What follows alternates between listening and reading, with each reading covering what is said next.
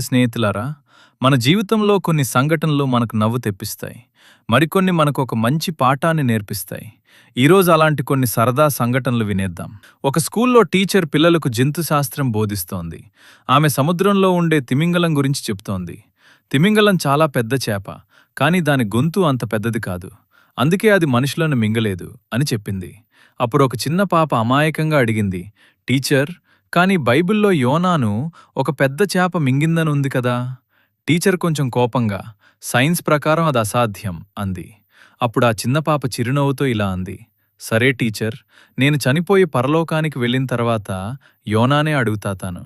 Teacher ఆట పట్టిస్తూ అడిగింది, యోనా పరలోకానికి కాకుండా నరకానికి వెళ్ళుంటే?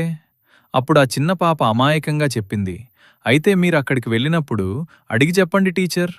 ఒకరోజు మాస్టార్ క్లాస్లో చెప్పాడు, ఒకసారి శాస్త్రవేత్త ఐజక్ న్యూటన్ చెట్టు క్రింద కూర్చున్నప్పుడు ఒక యాపిల్ పండు తలపై పడింది. అక్కడ్నుంచే ఆయన భూమి ఆకర్షణ శక్తిని కనుగొన్నారు. ఆశ్చర్యం కదా అని మాస్టార్ అన్నాడు. అప్పుడు ఒక విద్యార్థి వెంటనే చెప్పాడు, సార్, ఆయన మాదిరిగా ఇలా క్లాస్లో పుస్తకాలు ముందేసుకుని కూర్చుంటే ఏమీ కనుక్కోలేకపోయేవాడు. ఒకరోజు జోసెఫ్ అనే విద్యార్థి స్కూల్కు ఆలస్యంగా వచ్చాడు. టీచర్ అడిగింది, జోసెఫ్, నువ్వెప్పుడు టైంకొస్తావు, ఇవాళెందుకు ఆలస్యం? జోసెఫ్ అమాయకంగా చెప్పాడు, టీచర్, నేను వస్తుంటే రోడ్డు పక్కన ఒక బోర్డు కనిపించింది, స్కూల్ జోన్, గో స్లో. మీరు చెప్పారుగా టీచర్, ట్రాఫిక్ నిబంధనలు ఎప్పుడూ పాటించాలి అని. అందుకే అక్కడ్నుంచి చాలా నెమ్మదిగా నడుచుకుంటూ వచ్చాను. ఒకరోజు చిన్న పాప తన అమ్మతో మాట్లాడుతోంది. అమ్మా, నీ వెంట్రుకలెందుకు తెల్లగా మారుతున్నాయి అని అడిగింది. అమ్మ నవ్వుతూ చెప్పింది, నువ్వు నన్ను ఏడిపించే ప్రతిసారి ఒక వెంట్రుక తెల్లబడిపోతుంది. అప్పుడు ఆ పాప వెంటనే అడిగింది, అమ్మా, మరి అమ్మమ్మ వెంట్రుకలన్నీ ఎందుకు తెల్లబడ్డాయి? దానితో అమ్మ ఒక్కసారిగా షాక్ అయింది.